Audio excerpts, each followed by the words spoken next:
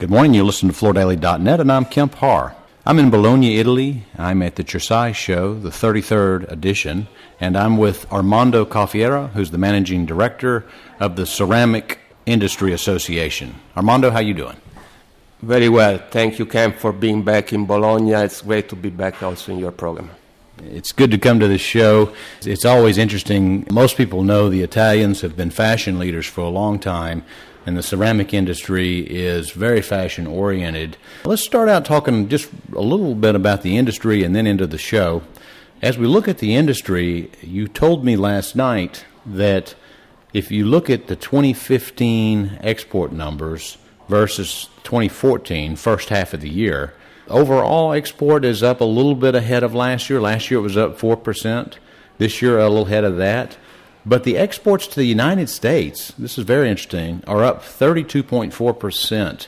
So that's a stellar performance, isn't it? Yes, Kemp. The export is doing very well for the Italian industry, particularly the exports to the United States, and definitely the impact of the exchange rate of the euro to the dollar has an effect there. But I'm also sure that there is a component of genuine growth, which goes well beyond the exchange rate factor, which can be explained with the investments of our industry in the first place. These investments were up 20% last year to 290 million euros, and they were all in innovation, mainly product innovation. So we can go to the second factor, I think, of success for our industry, which is promotional activities, which are done by the companies individually, but also as an association, which means all the companies together. If I can mention also a third factor, I think it's the choice of our companies to rely very strongly on the relationship with their partners, the U.S. distributors. Mm-hmm. Well, I think another factor, what I brought up at the beginning, is the fashion, the element, the aesthetics. And we get in, maybe in a minute we can talk a little bit about some of the trends we're seeing here. When you see the tile that's produced here versus what you see potentially from China, this is a much more visually striking product, and that's certainly part of the equation, wouldn't you say? Innovation means the continuous efforts in research in all fields, and definitely the aesthetic research and innovation effort is one of the main components. This also comes to the show, which is growing also in its architectural program. This morning we are going to have a Lectio Magistralis by Glenn Marcotte, a Pritzker Prize winner in 2003, and this will be the 7th Pritzker Prize that we are having in a row here at Cersaie. Yeah, let me compliment you for that. As I said, this is the 33rd year of the show. You have almost 900 exhibitors, 39 countries represented from the attendee base. There's 500 tile companies. The show also has some bathroom fixture component to it. But one of the reasons I think that this show continues to do well, and you were telling me a minute ago you anticipate the attendance to be better this year than last year, attendance in the 100,000 attendee range, that's a lot of people.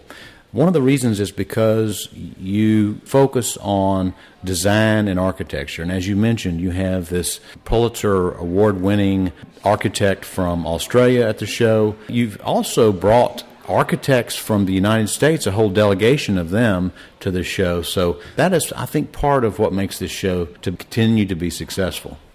This is a genuine trade show, but definitely the relationship with architects and designers is key for our products if they want to aim to the high-end market. It's very important for us to work with architects from all over the world. We are having in the thousands architects coming, mostly from international countries, and this is an effort that we share with our companies. It's not only the show that attracts the architects and the designers, also the companies are involved directly. In each stand there is a new performance coming on each day for our prescriptors.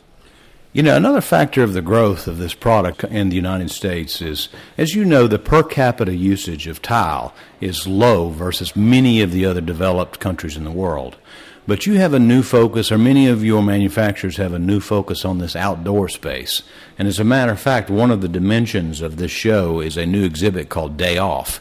And I feel like that potentially a good 10 to 15% of your growth is because this porcelain product is being, more and more of it's being installed in these outdoor porches, patios, outdoor spaces. Definitely the research innovation that is going in our products is always looking for new spaces, new possibilities for the ceramic products to express its quality. And as you are correctly saying, definitely the outdoor is a key point of this expansion. We are looking also at the exhibition that you mentioned, Day Off, which will be inaugurated today, as a new way to expose the product, meaning that the success of Cersaie, it's not something to rely on. We are always there to find a new way for the architects, but also for the trade to find interest in looking at a solution. And Day Off, I think it's a good attempt in this direction.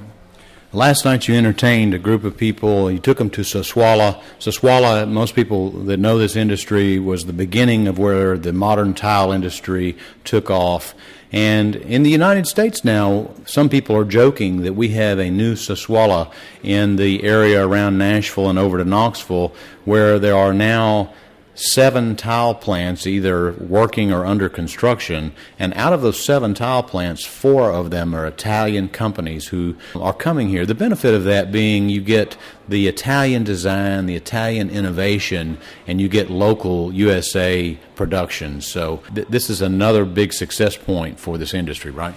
We were very pleased to have our international guests yesterday in Sassuolo, in the beautiful site of the Palazzo Ducale, because we believe that the link between our companies and the land where they have developed and they continue their activities is key for our success.